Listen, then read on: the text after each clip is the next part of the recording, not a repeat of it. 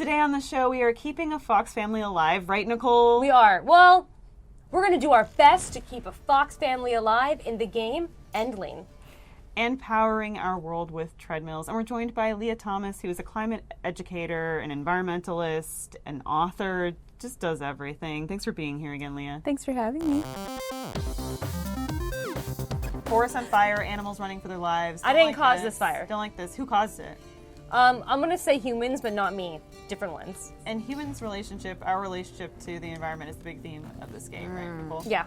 It seems as though some sort of environmental degradation is happening, and the land is so inhospitable that humans have to. They've chosen to turn on animals as a resource, a threat. Yeah. Humans aren't happy either in this game. Oh, did we die? I got Mufasa'd. Oh, so soon? That was very swift. So sad. I don't remember this happening when I played. But yeah, I'm just an animal lover at heart. I love cows. It's not even cows. It's the way that we farm cows. They Not the release cow's fault. a lot of methane in their farts and their burps, and that's actually one of the leading causes of the greenhouse gases that we have. So I don't know if I just gave birth. I think you did, in the flash of a lightning bolt. Oh, yeah. Oh. Because those puppies were not there before. Kits? Kits? Is that what they're called? I have 4 little pups. You can see in the bottom corner I have a bar. There's a little bit of green there. That's our hunger bar. And so the game loop is that I'm going to have to kind of venture out into this world in a short amount of time each day to get food for me and my family. We have a board here, a little game, This or That, where we pose to you, Leah, 2 things and ask which you prefer. Yeah, maybe let's do transportation. Oh, that's a great one. Okay. Lithium battery electric car or a hybrid car? Well, I think with everything with sustainability, it really just depends on your ethics and what you care about. Like lithium, again, there's the lithium triangle. Look into it in South America. And unfortunately, it's caused a lot of harm to the surrounding indigenous communities with their water quality, etc. I know some environmentalists that aren't really down with electric cars because of that. Oh, wow. I think in Los Angeles as well, after everything we went through with the fires, I think it brought up a lot of things about infrastructure and whether or not we have enough. Because if a fire breaks out or a natural disaster and we've just got electric cars, like what do we do? What happens? Where do you charge? So right now might be a little controversial, but it's not controversial. I would say a hybrid. I have a plug-in hybrid right now, and I really like it. And it's the best of both worlds. And as a person that's kind of like nervous about natural disasters, I feel best about that, especially because I road trip pretty often and I never want to be stuck without gas. So we need better infrastructure. So you're saying maybe like don't entirely discount gasoline powered cars out just yet. Like that might be...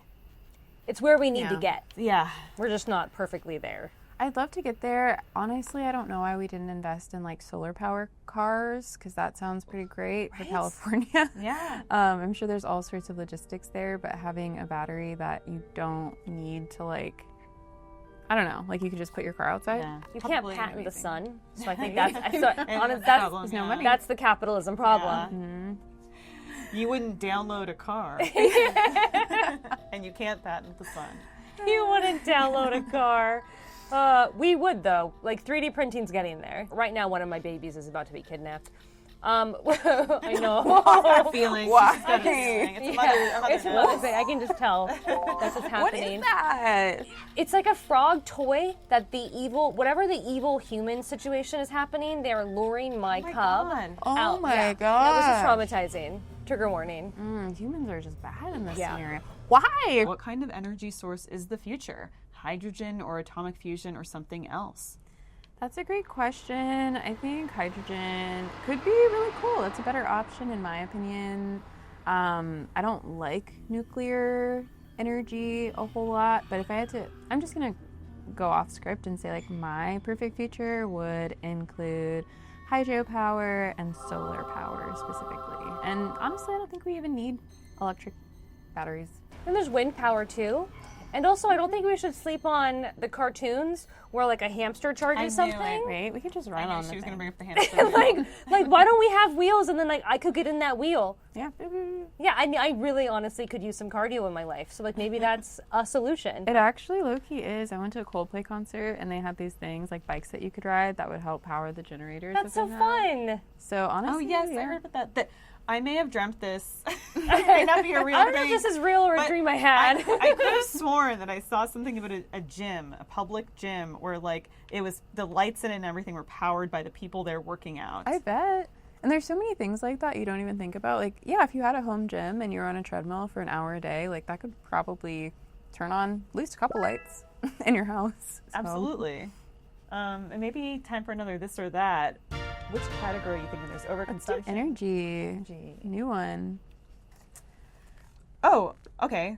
Solar panels with rare earth metals or local green energy providers. I think something that's important is like anything that we're making, we need to use some sort of material in order to make it. Or anything that we're buying, like it needs to be created, so it's going to cause waste in one way or another. So if the greater good of having solar panels means powering things renewably and like decreasing our environmental impact, I think it's like a net positive. It's worth that cost up front. Sometimes I do think so, but then also making sure, again, people aren't being like poisoned in the process or exposed to hazardous chemicals or anything like that. Back to gyms for a minute. You mentioned on TikTok that you built a home gym from secondhand items. This is getting niche. Like, okay. There's fitness trends that happen on TikTok, which means there's overconsumption that's happening on TikTok Shop, which means that it's going to end up on Facebook Marketplace. So I never buy certain things new. I wait, and it's going to be on Facebook Marketplace. So a couple things I got: a manual treadmill for $90. Oh my gosh. With an incline. Those are really expensive. And there's another one that I got, another ab machine, also all of them, Facebook Marketplace. That's really good. So I quit my gym, I'm saving money, and now I have a home gym. That's actually the reason I think about reactivating my Facebook, is Facebook Marketplace and those buy nothing groups, and because I have things to offer up. I'm one of those people that I feel like I need to take more action with my friends in my community and say, let's all get better about when we have things that we don't need, exchanging them with each other, swapping them with each other, trading, and being really cognizant of, instead of getting rid of something, saying, is there somebody that can use this? Elise and I are in a friend group, what we call Trash Brunch, and we have brunch together and we bring each other items that we don't want anymore. Yeah, none of it's trash. It's all nice. I got a card game from Elise this weekend. Honestly, that's amazing. What you said, it's so important. Like, as long as your friends are all doing different things, like if there's one person that knows how to mend, there's one person who's like pickling, and then share you can your just skills. trade, share your skills, and then honestly, you're not even gonna have to go to certain stores anymore. Yeah. After that, You made a video, Leah, where you talked about how we might not realize all the issues that can be associated, even with pursuing good things like going green, environmentalism. Mm-hmm. Can you talk about that a little bit? yeah, and I never want to be annoying, but I just want to show people that like there is no solution. There are multiple solutions that can become like the solution, if that makes sense. I worked at Patagonia headquarters, one of the most sustainable clothing brands in the world. And still, do we need more puffer jackets in the world? No, we actually don't. Anytime you're making a jacket, even if it's the most sustainable jacket in the world, you are using new materials that required water, dye, all these things, manufacturing, it's creating waste, etc.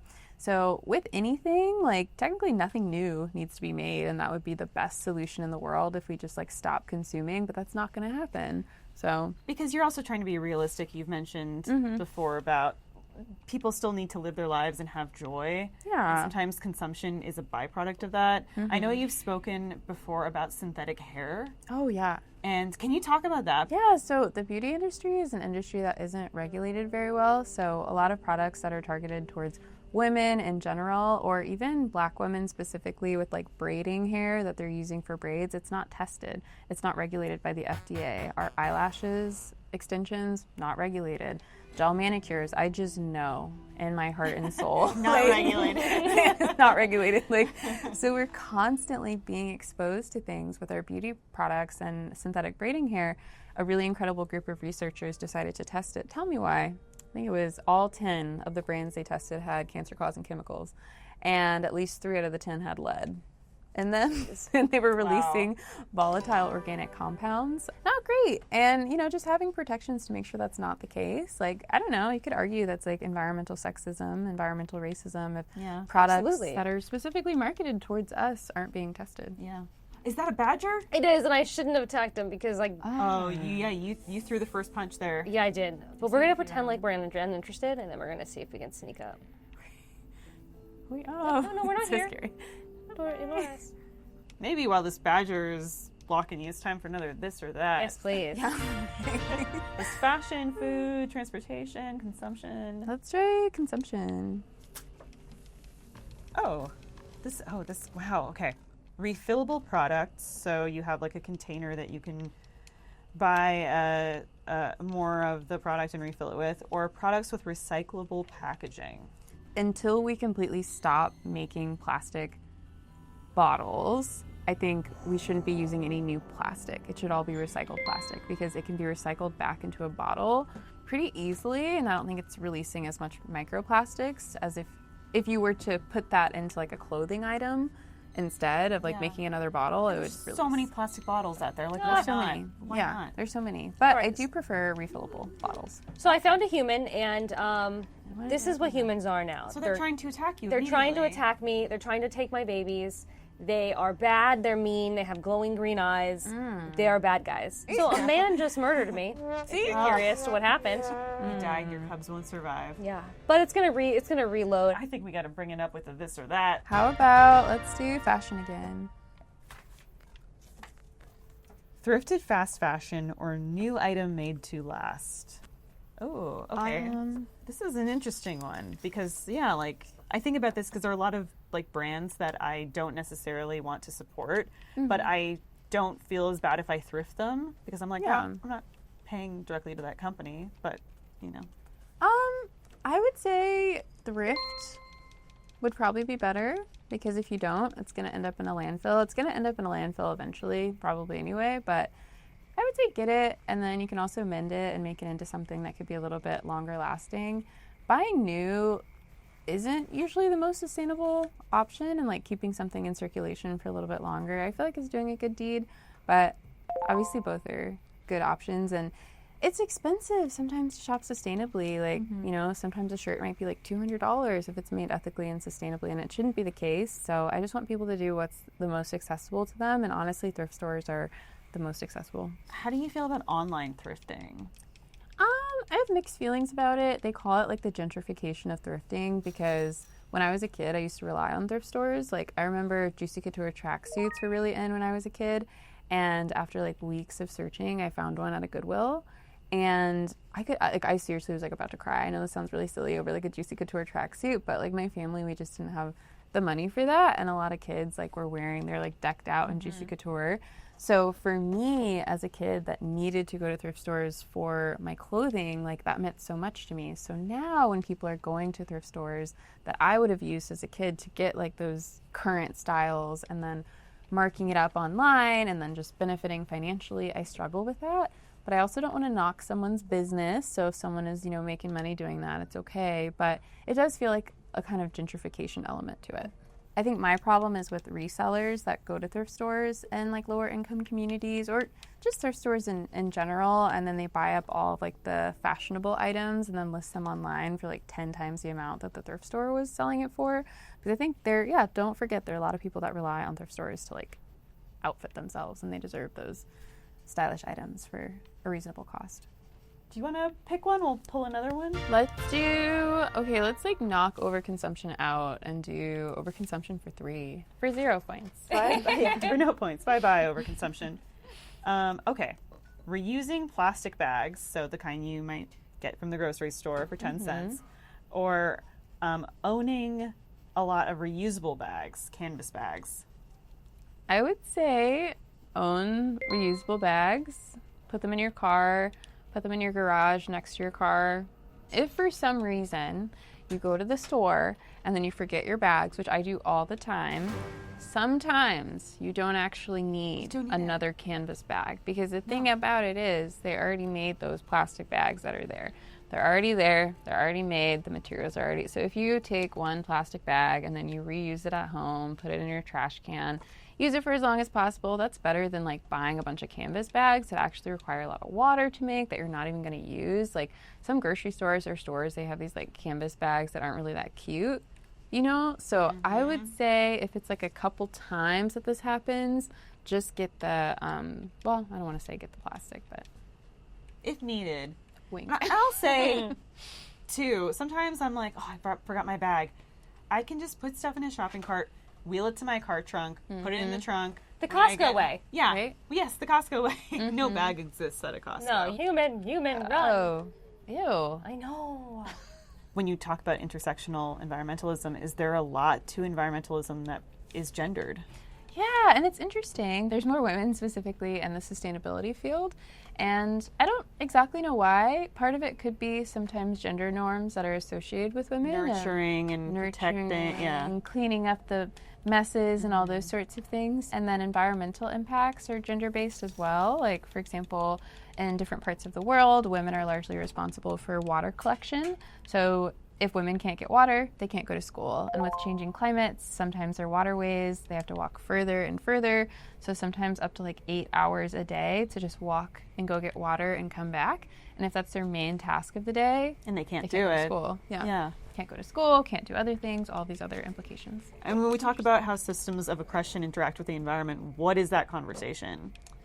Well, the people who are most burdened by social injustices are often burdened by environmental injustices. So whether we're talking about, you know, somewhere up in mountain towns that used to have coal as an industry, or, you know, might have fracking fluid or things like that in their water, and they're kind of like out in the middle of nowhere. If we're talking about urban communities in Los Angeles that are constantly surrounded by pollution, and, you know, it's causing respiratory illnesses and aggravating a lot of people's asthma and stuff like that. Communities that are already struggling because of like income issues and things like that sometimes are exposed to more environmental hazards. So we got to change it. And a lot of our environmental laws, like, they're there, but they're not enforced. So that's the biggest issue. So we wouldn't have these environmental, like, racism or like income inequality issues if the regulation was enforced. So like 71% of African Americans live in a community that frequently violates federal air quality standards, but there's no consequence like for why the air is that way. Question for you, Nicole. Yeah. Could a human beat a fox in a fight? I have no idea how fast they are. I mean, is the fight who lives, or is who gets to this destination first? Because, like, I think they're fast enough to beat me in a fight. And I also think they have more teeth and they could beat me in a fist fight. So just yes, the fox. And then what if the fox is Knuckles? You know? Right. Leah, you were a park ranger for a while, right? So I was a park ranger intern for 3 months. Wow. For 2 summers, I was an interpretive park ranger intern. So what does that entail? Yeah, so if you're an interpretive ranger, that means that you're talking about the history of the park. And I was in rural Kansas in one of the least visited national parks in the whole National Park Service system with an average of 0 to 2 visitors a day. So I spent a lot of time just hanging out, learning about the park history, and then when people came, I would talk to them about it. So that's it's such a great job. Like, if you're looking for a really chill job, be an interpretive park ranger. I thought we could do another this or that from our board. Let's try food for 2. Food for 2 for no points. Here we go. Oh, dairy milk or almond milk? Well, it's a great question. You know, if you're lactose intolerant, the choice is clear. Yeah, choice is yours. Almonds do require a lot of water to grow them, like an insane amount of water. California is one of the few places in the U.S. that can grow almonds because they need like a Mediterranean climate, which California has. But then with dairy milk, you were talking about how cows, the way that we domesticated them and they're confined, is like not good either. Not good, but I need to check into dairy farming specifically because at least they keep the cows alive at that point, which is good. So, I mean, it depends. So if there's almond milk that's coming from a really water intensive place and it's awful, and then there's like a small farm down the street that you could support and you drink dairy, like the option is yours. If you go to the farmer's market, you can get milk there, probably, if that's what you'd like to do. Personally, I make all of my nut milk at home. I have a plant-based milk maker. What? So it's a really cool blender. I don't buy it. I customize it. I add cinnamon, any nut. I do cashew, almond. I'm going to start doing soy milk. Like, you can make, I've done black sesame seed milk. So can anybody get one of these? Yeah. You can Really? get one. I think it was about $100. And then, say, for example, oat milk costs, what, like $6? How much is a single banana? $10? What can it cost, Michael? Basically, the machine will pay for itself, like within a couple months or a year. Earlier today, we were talking about Shea butter Oh, yeah. and that it comes from a nut. And we all were kind of like, oh, yeah. A fact I I knew. had no idea. I honestly had no idea that Shea butter came from a Shea tree, but I went to Ghana a couple weeks ago and I learned about the process. Are Shea nuts, like, is that a good alternative, like, to be using for different products and things like that? I love Shea. Like, Shea is amazing. It's also like a woman-dominated industry, so there's mostly women in Ghana that are responsible for farming Shea, so they're getting economic benefits from it. Yeah, Shea's. I love Shea. Are there other eco-friendly products that you recommend or brands that you really like that you feel like we can trust these brands to be sustainable and eco-friendly? If you want to make stuff at home, I like beeswax. Beeswax can be made into skincare, can be made into candles. I make my candles at home. So if you're trying to make stuff at home, I would say pick a butter. So whether it's a shea butter, mango butter, cocoa butter, and then get some beeswax, some essential oils, and you could probably make like the majority of your skincare, candles, things like that. Okay, so like maybe instead of going to brands first, it's like, look at what you can do yourself. You were just in Ghana, and I know you travel a lot for work.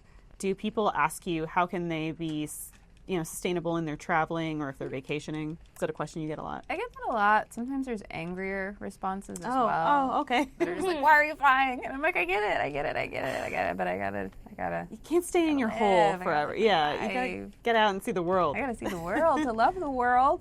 I travel with a company called Intrepid. They're an eco-friendly travel company, and they specifically work with like communities. So, for example, when I went to Costa Rica, I did like a homestay. So there's a community that they work with. Like, just imagine you're in like a suburb, and people are like, "Hey, do you want to basically turn your community into a business?" So that's what happened, and then they just like got together, people in the community, they offer up their rooms to guests that are coming along. They teach salsa classes like literally in their backyards, and it's just a better way to support the local community versus going to some like big tourist attraction or company that you don't really know where the money's going to. Can you remind us of the park that you were a park ranger at? Internet? Yeah, so it was Nicodemus National Historic Site in Nicodemus, Kansas. And the other park was a not very traditional park. It was the White House, which is technically a national park. What? I didn't know that. Yeah, the lawns, and then there's a visitor center across the street. So I was responsible for, so they do like the Easter egg hunt, like those sorts of things and those activations. Oh, wow. So you were like at the White House doing that stuff. Cool. Well, the Nicodemus Park, what are some of the facts that you learned about that park? Well, Nicodemus is the first town west of the Mississippi River that after slavery ended, freed African Americans went to create their own town. So that's why it became a National Historic Site. Leah, before we wrap, any just final words you want to say to everybody about kind of the work that you're doing or what you think we should be focusing on right now? I think really focusing on just taking care of each other, being in community, supporting local businesses as much as possible. That's the most sustainable thing to do. And like we talked about earlier, like really just getting crafty and learning how to mend. I don't want people to think sustainability is just based on restriction. I think it's actually abundance, like having abundance in community by sharing resources with one another. And eventually you'll be like, oh my God, I have so many skills. I don't even need to go to the store in the first place.